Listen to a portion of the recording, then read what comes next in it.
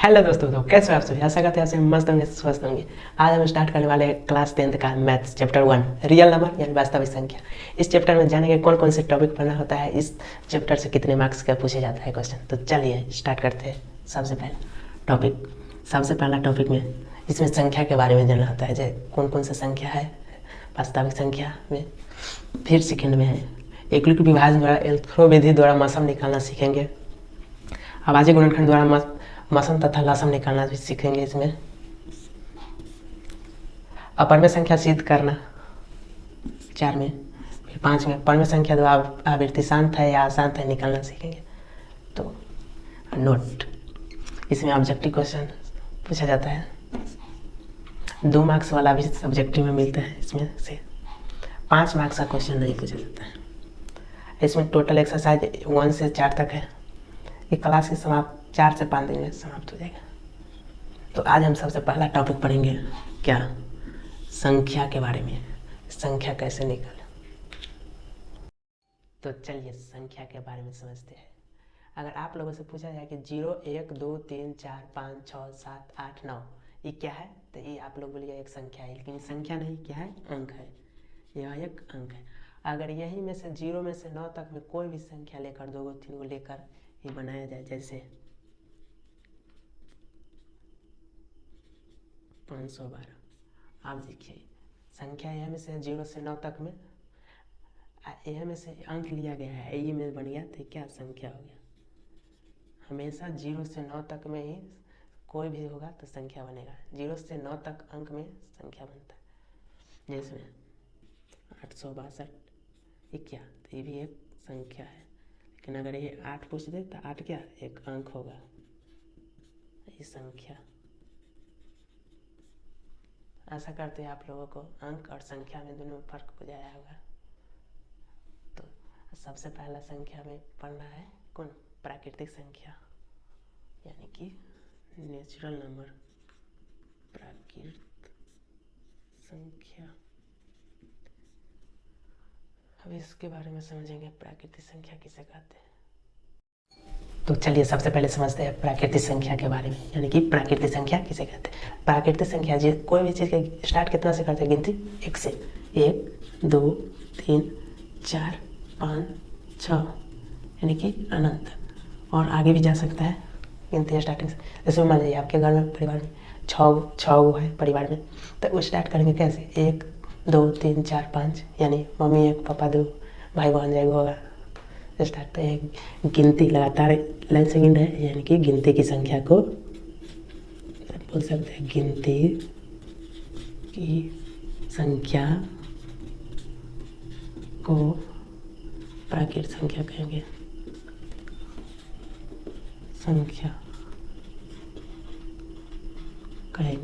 ठीक, यानी कि गिनती की संख्या को प्राकृतिक संख्या कहेंगे। ठीक है, समझ गए होंगे। चलिए दूसरा समझते हैं सम संख्या। सम संख्या कोई भी सम यानी कि जो संख्या 2 से कट जाए, 2 से विभाजित होना चाहिए या 2 के गुणज हो। जो संख्या 2 से विभाज्य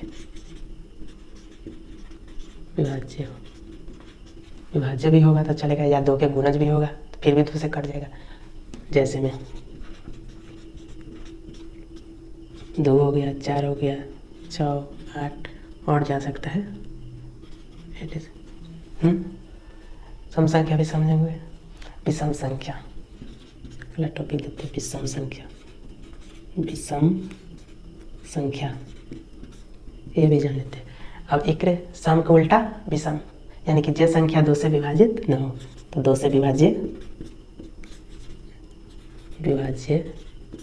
न हो। एकदम बेसिक से आसान से बताते हैं ताकि आप लोग समझ सकते हैं। जो 2 से विभाज्य न हो विषम, जैसे में यानी कि 2 के गुणज नहीं होना चाहिए। जैसे में क्या हो जाएगा, इधर से आया 3 5 के बाद 7, फिर 2 के विभाजन गुणज 1 भी हो जाएगा। 3 5 7 और हो जाएगा इधर विभाज्य 9 11 और हो सकता है 80 से। ठीक, इतना में समझ में आया, कोई प्रॉब्लम तो नहीं। अगर होगा तब कमेंट कर पूछ सकते हैं। इधर हो गया प्राकृतिक संख्या, सम संख्या, विषम संख्या। एक बार और बता दें, प्राकृतिक संख्या यानी कि गिनती की संख्या को प्राकृतिक संख्या से कहते हैं। जो भी चीज़ के गिनते हैं उस प्राकृतिक संख्या का। सम संख्या जे 2 से विभाजित होना चाहिए। जे संख्या को 2 विभाजित कर दिया ना कि 2 से भाग लग जाए वो सम संख्या, ठीक। जे 2 से भाग नहीं लगे वो विषम संख्या, यानी 2 से विभाजित नहीं होगा वो, यानी 2 के गुणज नहीं होगा। सम संख्या में 2 के गुणज जरूर होगा, ठीक है। और आगे चलते हैं, इधर सम संख्या भी सम संख्या हो गया। अभाज्य संख्या,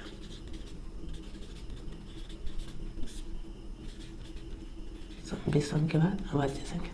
देखिए अभाज्य संख्या एक के स्टेप में भी बता सकते हैं सीधा। अभाज्य संख्या वे संख्या जो एक और स्वयं संख्या से कट जाए, एक और स्वयं से कटना चाहिए, चाहे तो ऐसे भी लिख सकते हैं। वे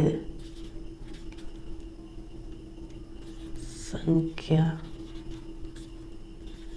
जो एक और स्वयं से विभाज्य हो, विभाज्य हो, यानी कि अभाज्य संख्या में एक से और स्वयं से कटना चाहिए। जो संख्या एक और स्वयं से विभाजित, जैसे में 2,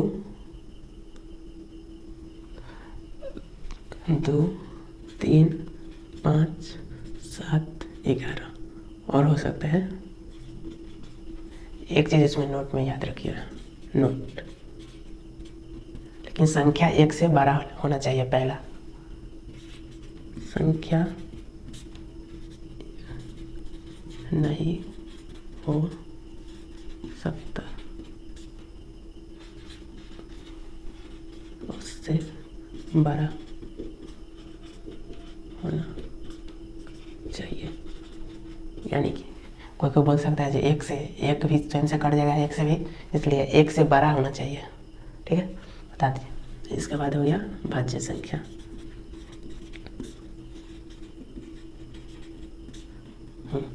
भाज्य संख्या, अब देखिए भाज्य संख्या में क्या है, बस इसी के जस्ट उल्टा, या भाज्य तो भाज्य। तो भाज्य में क्या, वे संख्या जो एक और स्वयं से कटेगा, वे संख्या जो एक और स्वयं के अलावा किसी अन्य से भी कटना चाहिए। यानी कि वे संख्या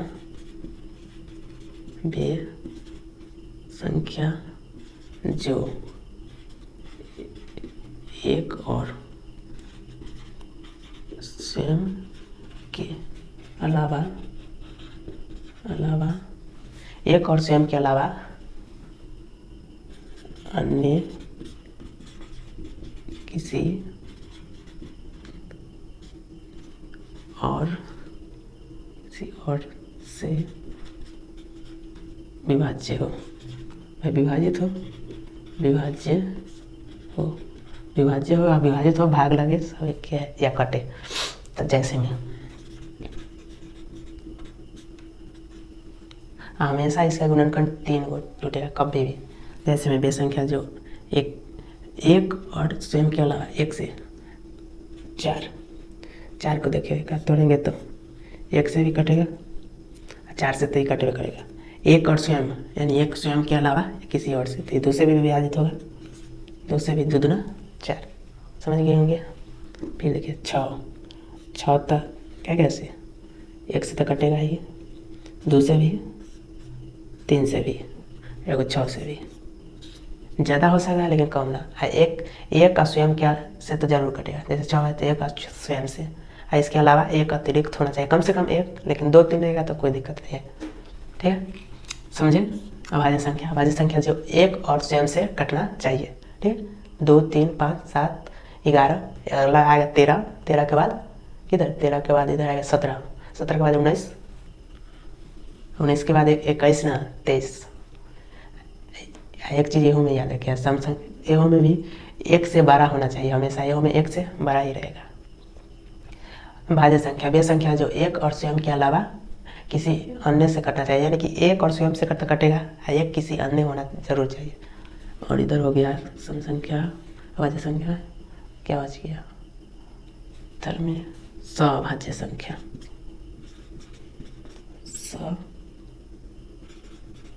सभाज्य संख्या तो सहभाज्य संख्या क्या समझिए, बस एक स्टेप में जिसका मसम एक हो, जिसका मसम एक हो गया वो सहभाज्य हो गया। जैसे मान लीजिए बेसंख्या जिसका मसम कितना होना चाहिए, यानी कि HCF हमेशा एक होना चाहिए, ठीक है। जिसका मसम एक हो गया वो सहभाज्य संख्या, ये सब ऑब्जेक्टिव में पूछा जाता है। जैसे में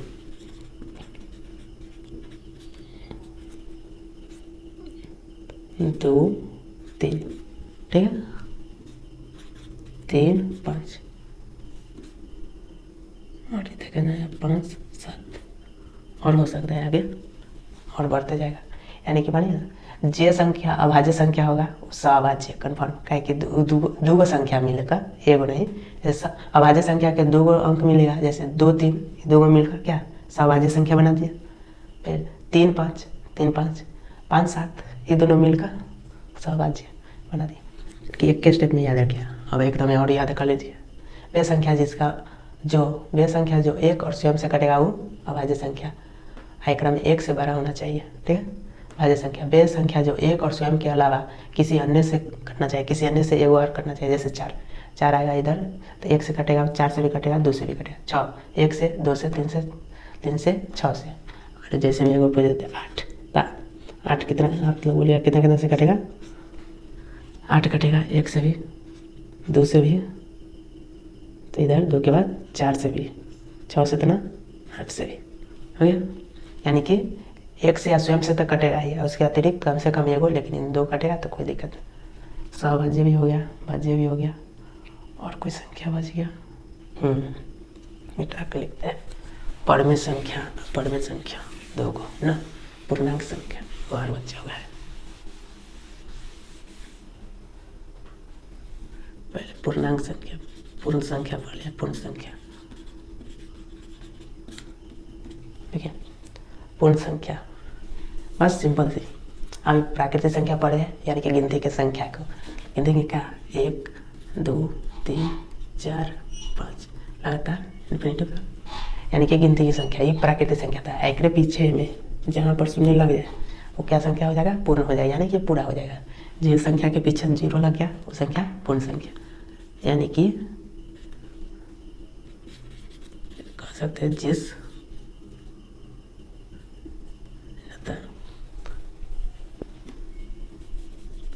न तो एक तरीका से और लिख सकते हैं, प्राकृतिक संख्या के पहले, प्राकृत संख्या के पहले अगर शून्य यानी कि 0 शून्य आ जाए तो वह पूर्ण संख्या होगा, पूर्ण होगा, पूर्ण संख्या, ठीक है। समझ गए, प्राकृतिक संख्या के पहले शून्य आ जाना चाहिए, वो पूर्ण संख्या, ठीक है। वीडियो थोड़ा लंबा हो सकता है, लेकिन पूरा कंफर्म है, जो बेसिक से पूरा बता देंगे जो कौन संख्या क्या। पूर्ण संख्या हो गया पूर्णांक संख्या। आप लोग को समझ में आ रहा होगा, आशा करते हैं। पूरा बेसिक से ही बता रहे हैं। पूर्णांक संख्या बस कुछ नहीं, यह पूर्ण संख्या में ऋणात्मक संख्या लग जाए, सीधा लिख दीजिए। पूर्ण संख्या में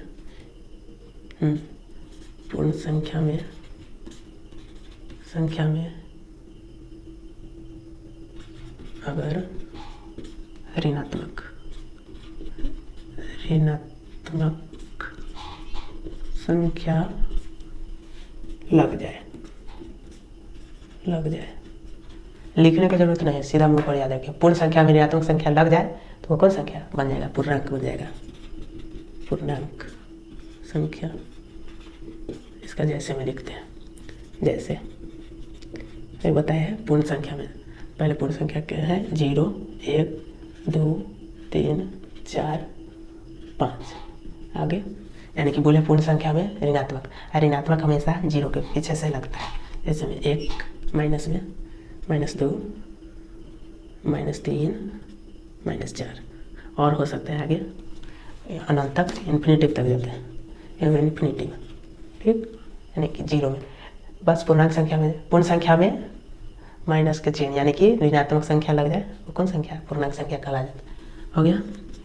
और इधर हो गया पूर्ण संख्या, पूर्णांक संख्या, हाँ परमेय संख्या, परमेय संख्या। बस सिंपल से बताते रहे, सीधा याद रखिएगा, नो टेंशन ज़्यादा। परमेय संख्या, परमेय संख्या सीधा जो संख्या में p/q के रूप में लिख देंगे, यानी कि भिन्न के रूप में होना चाहिए। वह संख्या जो p/q के रूप में लिखा जा सके। एक कंडीशन याद रखिए इसमें, नोट में लिख लीजिए, नोट p/q पूर्णांक संख्या होना चाहिए, पूर्णांक होना चाहिए, ठीक है। ये आगे चल कर जैसे में देंगे, जैसे में p/q के रूप में आना चाहिए, यानी कि बटा में भिन्न के रूप में 3 5/2 6 7/2।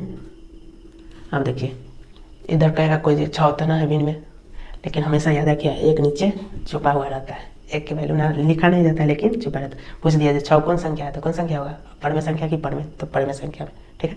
अगर यह चीज़ में पूछ दे, कोई बोलेगा जो √3, ये भी तो हो सकता है, लेकिन याद रहे ये कौन है, ये रूट में है, यानी कि पूर्णांक संख्या है नहीं, यानी कि पूर्णांक होना चाहिए। पूर्णांक संख्या में क्या है, वह संख्या जो पूर्ण संख्या में पॉजिटिव ऋणात्मक, यानी कि हमेशा अगर यह चीज़ पूछते इतना होगा, अगर माइनस में रहेगा तो हो सकता है, क्योंकि माइनस में पूर्णांक संख्या होता है, ठीक है। दशमलव में रहे फिर भी हो सकता है, क्योंकि दशमलव 0.2, अब दशमलव है, कोई बोलेगा ये तो भिन्न में ना है, बटा में p/q के रूप में ना है, तो इसमें दशमलव उठता है ना 10 2 से 5, यानी कि कितना है 1/5, यानी कि ऊपर वाला p या नीचे वाला q, p/q के रूप में आ गया। समझ गए, परमेय संख्या, परमेय संख्या वह संख्या जो p/q के रूप में होना चाहिए, ठीक है। अब परमेय संख्या, बस परमेय को उल्टा और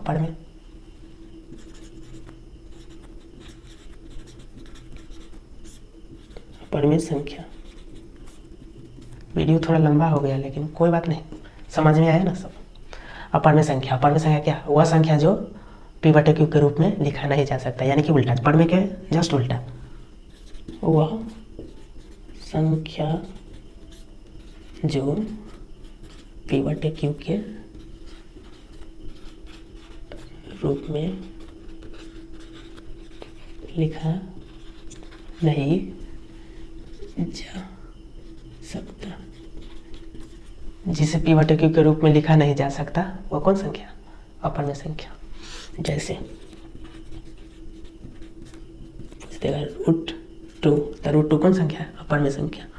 √3, √5, √6, अगर यह चीज़ पूछ देते ऐसे पूछ देगा कोई बोल देगा √4 भी हो सकता है, बोल सकते हैं जी √4 भी हो सकता है इसमें, लेकिन याद रहे √4 एक कौन संख्या है, ये परमेय संख्या, परमेय संख्या। अब बोलिएगा क्यों, तो क्योंकि √4 के वर्गमूल होता है 2 × 2, जब जोड़ा लग गया से बाहर 2, ठीक है। तो 2 यानी कि 2 के हो गया, 2 के नीचे तो एक छुपा रहता है, तो ये कौन p/q के रूप में हो गया, तो q के रूप में, तो कौन संख्या में आएगा √4, तो √4 हो जाएगा परमेय संख्या। याद रहेगा, ऑब्जेक्टिव में पूछा जाता है 10th में, जो √4 कौन संख्या है। अगर √4 के जगह अगर √4 ना देकर √9 भी दे दे तो इसका भी वर्गमूल 3, ठीक है। √9 के बाद और कोई √9 हो गया, √16 दे दे, 16 के बाद 25 भी दे दे, तो जिसका वर्गमूल बाहर निकल गया ना 4, ये 5, जिसका वर्गमूल बाहर निकल गया उसका कौन संख्या, परमेय संख्या। जिसका वर्गमूल में बाहर ना निकले, जैसे रूट से बाहर नहीं होना चाहिए, जैसे √2, √3, √5, √6, ये सब अपरमेय संख्या में आएगा। और याद रहे एक चीज़, एगो पाई, ये परमेय संख्या में आता है, नोट में लिख लीजिए, पाई एक परमेय संख्या है, पाई एक परमेय संख्या, ठीक है, परमेय संख्या ही है।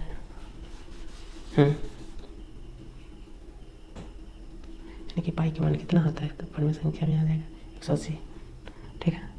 और कोई बच गया संख्या, इधर एक बार समझाते हैं संख्या में। पूर्ण संख्या यानी कि प्राकृतिक संख्या में जीरो लग जाना चाहिए, यानी कि जे संख्या, एक चीज इसमें याद रखिए, जे संख्या जीरो से स्टार्ट हुआ कौन? पूर्ण संख्या। अब पूर्णांक संख्या, पूर्ण संख्या में अगर ऋणात्मक लग जाए, यानी कि जे संख्या में आगे पॉजिटिव पीछे से निगेटिव, यानी कि आगे से धनात्मक और पीछे से ऋणात्मक होगा, बीच में पूर्ण यानी कि जीरो होना जरूरी है। पूर्ण संख्या जीरो ही होता है, तो ये कौन होगा? ये पूर्णांक संख्या, ठीक है। परमेय संख्या, परमेय संख्या में वह संख्या जो पी बटे क्यू के रूप में लिखा जा सके। कौन संख्या? परमेय संख्या यानी कि पी बटे क्यू, यानी कि बटा भिन्न होना चाहिए। परमेय संख्या जो पी बटे क्यू के रूप में नहीं लिखा जा सकता। अब एक चीज़ लिखिएगा नोट में याद रखने के लिए, वो जरूर याद रखने के लिए पूछा जाता है नोट में,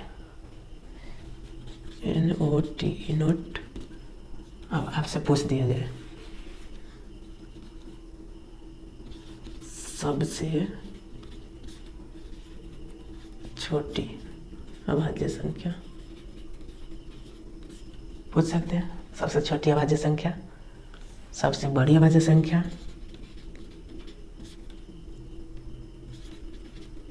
बड़ी अभाज्य संख्या,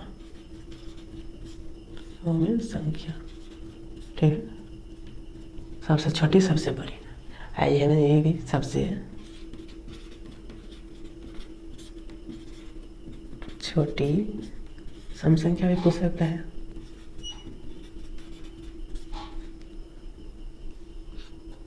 सबसे छोटी सम संख्या, सबसे बड़ी भी पूछ सकता है, सबसे बड़ी सम संख्या। अभी हम पीछे बताए हैं अभाज्य संख्या। अभाज्य संख्या कितना से स्टार्ट होता है?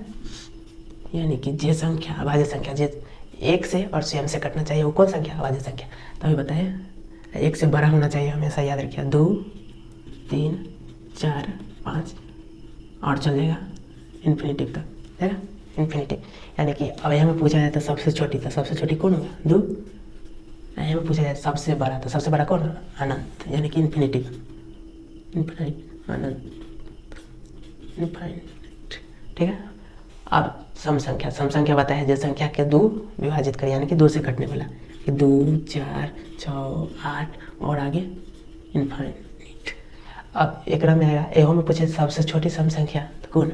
2 ही आएगा। सम संख्या में सबसे छोटी में पूछे तो, सबसे बड़ी पूछे तो अनंत, समझ गए। अब यह में पूछ दे 1 से 50 तक कितने अभाज्य संख्या, 1 से 50 तक में कितने अभाज्य संख्या है? तो 1 से 50 तक में कितने? 1 से 50 तक में अभाज्य संख्या 15। 50 से 100 तक में कितने अभाज्य संख्या, ठीक है। 50 से 100 पूछे 10, आइए पूछ दे 50 से 100, आइए पूछ सकता है 1 से 100 तक में कितने?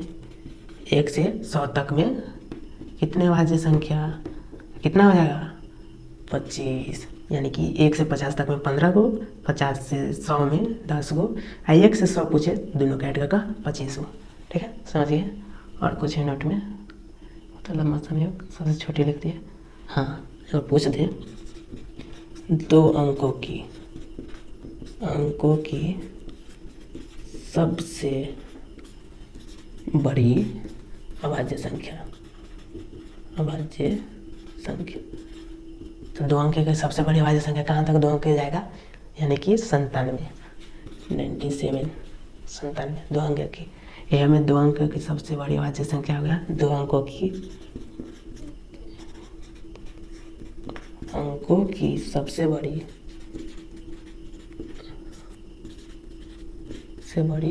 सम संख्या पूछे कौन होगा? 98, ठीक है। सम के बाद 2 अंकों की सबसे बड़ी सम संख्या हो गया। अगर हमें 3 अंक पूछ दे, 3 अंकों की सबसे बड़ी सम संख्या, तो 3 अंकों की सबसे बड़ी सम संख्या कौन? 100, याद रखिएगा, ठीक है। 3 अंकों की सबसे बड़ी अभाज्य संख्या पूछे तो क्या होगा, कमेंट कीजिए। तो लिखते हैं 3 अंकों की सबसे बड़ी अभाज्य संख्या, 3 अंकों की सबसे बड़ी अभाज्य संख्या में ऑब्जेक्टिव में पूछ रहे तो 3 अंकों की सबसे बड़ी अभाज्य संख्या 997, 3 अंक में आता है अभाज्य संख्या, ठीक। 3 अंकों की सबसे बड़ी अभाज्य संख्या। अगर ये हमें पूछ दे 3 अंकों की सबसे छोटी अभाज्य संख्या, तो सबसे बड़ी है छोटी में पूछ दे तो कौन? 101, चंदा हो गया 101, तो इतना हो गया। यानी कि सबसे छोटी अभाज्य संख्या पूछे तो 2, सबसे बड़ी पूछे तो अनंत, सबसे छोटी सम संख्या पूछे तो भी 2, सबसे बड़ी सम संख्या पूछे तो अनंत। 1 से 50 तक में कितने अभाज्य होते तो 15, और 50 से 100 में 10, 1 से 100 में 25। 2 अंकों की सबसे बड़ी अभाज्य संख्या 97, 2 अंकों की सबसे बड़ी सम संख्या 98, 3 अंक में पूछे तो 100, 3 अंकों की सबसे बड़ी अभाज्य संख्या 997, 3 अंकों की सबसे छोटी अभाज्य संख्या 101। और कुछ नहीं, छोटा टॉपिक वही सब याद कीजिए ऑब्जेक्टिव में। और सबसे छोटी हो गया, और कुछ पूछेगा अभाज्य संख्या में हो गया अभाज्य विषम संख्या है। एक चीज़ और याद रखिए, विषम। अब मिटा दें, स्क्रीनशॉट लीजिएगा तो ले सकते हैं, तो मिटा सकते हैं, मिटा दें, ठीक है। इतने से मिटा रहे हैं नीचे, सम की जगह विषम भी पूछ सकता है। और पूछ दे सबसे छोटी विषम संख्या, क्या होगा सबसे छोटी विषम संख्या? सबसे छोटी विषम संख्या इधर से आ जाएगा, एक तो अभाज्य संख्या है तो इधर से आ जाएगा। सबसे छोटी विषम संख्या में 3 होगा। सबसे छोटी विषम में एक है, कौन संख्या? अभाज्य संख्या, 3 होगा। सबसे बड़ी में पूछ दे, सबसे देख लीजिएगा, सबसे छोटी विषम संख्या को डाउट लग रहा है, 3 होगा कि 1 होगा? सबसे बड़ी विषम, सबसे बड़ी पूछ दे 2 अंक में, सबसे बड़ी विषम संख्या क्या? सबसे अगर बड़ी पूछे तो बड़े तो इन्फिनाइट, ठीक, अनंत। और ऐसे 2 अंक में पूछ दे 2 अंकों की सबसे बड़ी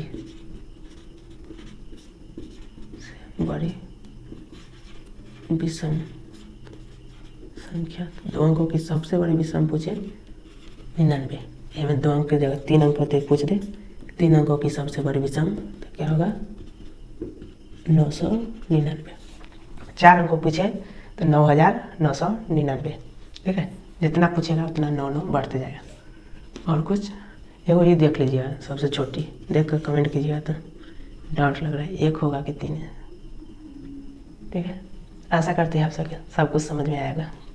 ये मेरा फर्स्ट वीडियो था, आज तक कोई भी कैमरा के सामने आए नहीं, फर्स्ट बार आए, लेकिन कोशिश अच्छा से समझाए होंगे। समझे कि नहीं ये भी कमेंट कीजिएगा। वीडियो अच्छा लगे तो लाइक कीजिए, शेयर भी कीजिए। तो चलिए मिलेंगे अगले नेक्स्ट दिन। अब आएंगे इधर से रियल नंबर की, इसके बारे में हो गया तब बताएंगे। यूक्लिड विभाजन थ्रो विधि द्वारा CF यानी कि मसम निकालना सिखाएंगे अगले दिन में, ठीक है। इतना ही आज के लिए।